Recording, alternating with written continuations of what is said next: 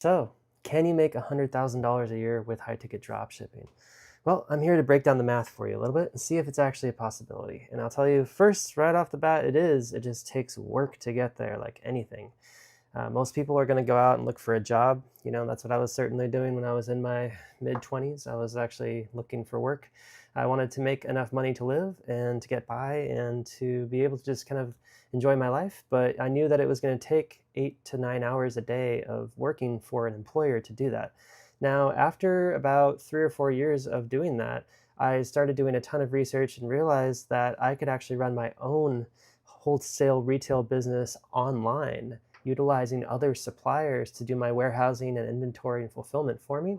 And I could just keep the profit margins myself. I could do all the customer service, I could do all the updates, I could do all this work myself, but I would have my own job, my own business. And after that, I started to scale. I started to realize that I could hire other people in other countries that, where the labor is cheaper, right? Maybe instead of having to pay them 12 to $15 an hour like I'd have to in the US, could pay them $3 to $4 an hour, maybe up to five at the most for really highly skilled labor. And so I started realizing there's a huge arbitrage opportunity, and I took advantage of it. And high ticket drop shipping is exactly that. It's an arbitrage opportunity.